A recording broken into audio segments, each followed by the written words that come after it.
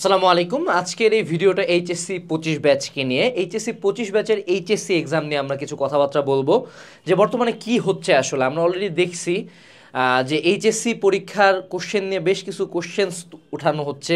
বিভিন্ন বোর্ডের কোশ্চেনের মধ্যে অসামঞ্জস্য দেখা যাচ্ছে। কিছু ক্ষেত্রে কোশ্চেন খুবই কঠিন করা হচ্ছে, কিছু ক্ষেত্রে কোশ্চেন খুবই ইজি করা হচ্ছে।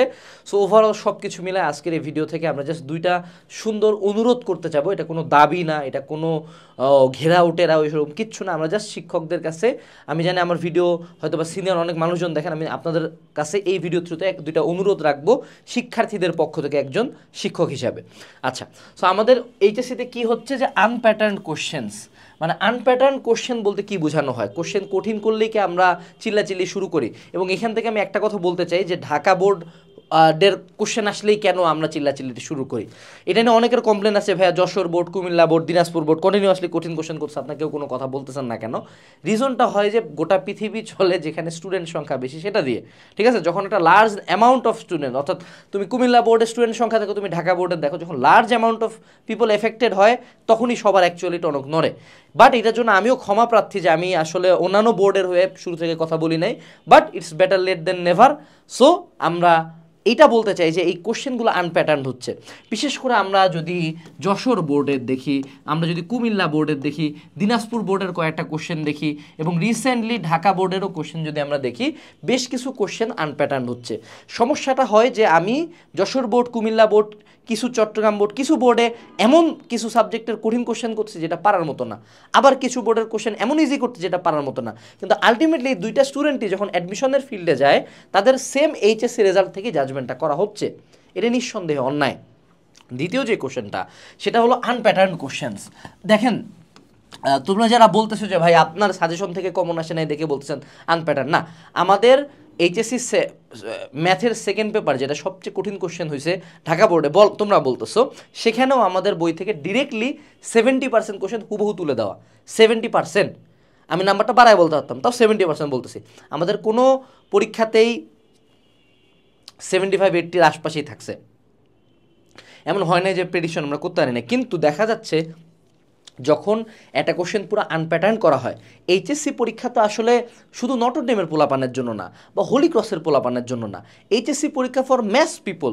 ঢাকার অনেক কলেজ আছে, ধরেন বাড্ডা বা যাত্রাবাড়ি, আরও একটু দূরে বা সাভারের দিকে, এগুলো এলাকার বিভিন্ন কলেজ আছে যেগুলো আসলে অতটা মানে হাই ক্যালিবার না, ওই স্টুডেন্টরা অত হাই ক্যালিবার না।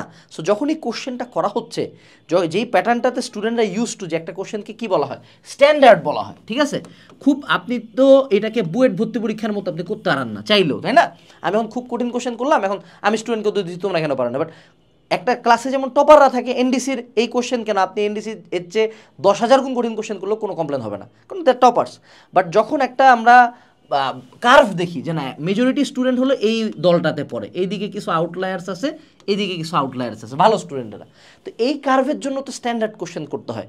কিন্তু এইচএসসি 25-এর কোশ্চেনগুলো মানে কেমন জানি কার্ভি, মানে কোনোটা ইজি হচ্ছে, কোনোটা আবার খুব কঠিন হচ্ছে, আবার খুব কঠিন, আবার খুব ইজি, মানে একটা মিড ক্যালিবার কোশ্চেন কিন্তু আমরা দেখতেছি না।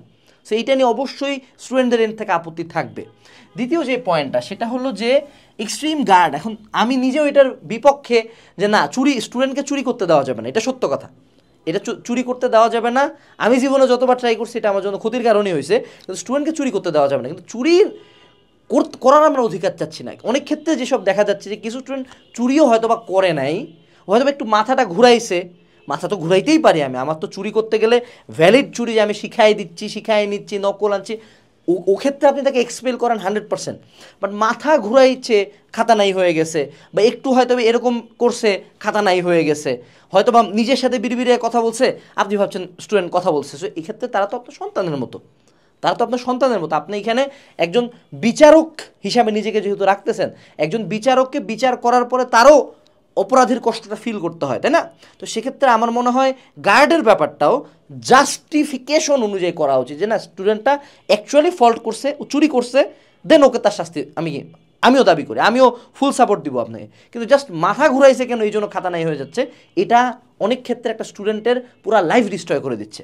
একটা স্টুডেন্ট একটা পরীক্ষায় ফেল করা, এটা হয়তো বা শিক্ষক হিসেবে আপনার কাছে কিছু মনে হবে না, আমার কাছেও কিছু মনে হবে না, কিন্তু ওটা তার পুরো জীবন থেকে 1 বছর মাইনাস করে দিচ্ছে।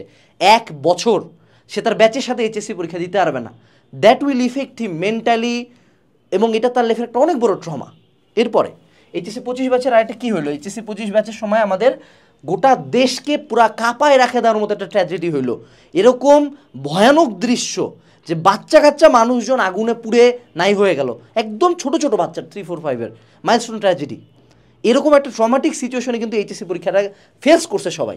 আমি একটা খুবই স্ট্রং মানুষ, আমি ডেড বডি দেখে নিতে পারতেছিলাম না যে এটা কী হইলো। আমি অ্যাবনর্মাল ছিলাম 2 দিন। তো আমার চেয়ে তারা বয়সে ছোট, তাদেরও অনেকে ইফেক্টেড ছিল এখানে। সো এই ট্রমাটা তাদের গেছে। দেন তার পরবর্তীতে কিছু ক্ষেত্রে এইচএসসি পরীক্ষা তাদের দিতে যায় যে পরের দিন এক্সাম হবে কিনা, এটা নিয়ে একটা কনফিউশন চলছে। যদিও আলটিমেটলি রুটিনটা চেঞ্জ হয়েছে, কিন্তু এই যে রুটিন একটা চেঞ্জ হইলো, এটা যদিও আপনাদের হাতে ছিল না, কিন্তু আলটিমেটলি রুটিনটা কিন্তু চেঞ্জ হয়েছে। এই রুটিন চেঞ্জের সাথে ওদেরকে কিন্তু খাপ খাওয়াইতে হয়েছে। এখন এই পুরা সিনারিওটাতে একটা এইচএসসি পরীক্ষার 24 ব্যাচ কিন্তু একরকম একটা ট্রমাটাইজড।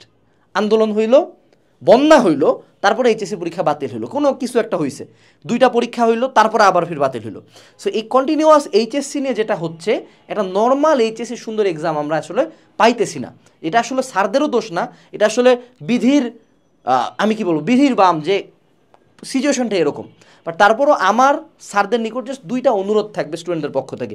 বাই দ্য ওয়ে, যারা এইচএসসি 25 ব্যাচ আসো, তোমাদের পুরা এইচএসসি লাইফের এই যে রেজাল্ট খারাপ হচ্ছে, এই রেজাল্ট খারাপের পরেও তোমরা কীভাবে অ্যাডমিশনে ভালো করবা, তোমার varsity, medical, engineering, D unit, C unit, IBF প্রত্যেকটা সেগমেন্ট নিয়ে আমরা তোমাকে ফ্রিতে একটা অ্যাডমিশন ওয়েবিনার করব। এটা করার জন্য জাস্ট তোমাকে একটা ফেসবুক গ্রুপে, এখানে ডেসক্রিপশনে লিঙ্ক দেওয়া আছে, এখানে জাস্ট জয়েন করে ফেলতে হবে। তোমাদের এইচএসসি পরীক্ষা যেদিন শেষ হবে ওই দিনই তোমরা এই গ্রুপে একটা বিশাল বড় ওয়েবিনার পাবা। আমি সহ এক্সপার্ট টিচার প্যানেল তোমাদের প্রত্যেকটা কোশ্চেনের উত্তর দিব এবং গাইডলাইন দিব। কারণ তুমি কিন্তু বুঝতেছো যে এবার শুধু পড়াশোনা দিয়ে চান্স হওয়াটা খুব টাফ। এবং এই ভিডিওর সাথে একটা গুগল ফর্ম দেওয়া আছে, যে ফর্মটা ফিল আপ করলে আমাদের অ্যাডমিশন কোর্সগুলো কিন্তু তুমি সবচেয়ে বড় ডিসকাউন্টে কিনতে পারবা। ঠিক আছে, এটা গেল। এখন আসো, আমি স্যারদের নিকট যে 2টা অনুরোধ করতে আছি, এটা আমার কোনো দাবি না, এটা আমার অনুরোধ। আমিও আপনাদের সন্তানের মতো, তারাও আপনার সন্তানের মতো। সো সেক্ষেত্রে 2টা অনুরোধ। এক হলো যে ইউনিটি কোশ্চেন। ইউনিটি কোশ্চেন মানে কি, যে আমার অনুরোধ থাকবে যে সব বোর্ড মিলে একটা কোশ্চেন করা হোক। যদিও অনেক ক্ষেত্রে এটা পসিবল হয় না, অনেক ক্ষেত্রে এখানে প্রশ্ন ফাঁসের একটা হিউজ চান্সেস থাকে, আপনারা আমার চেয়ে অনেক ভালো জানেন।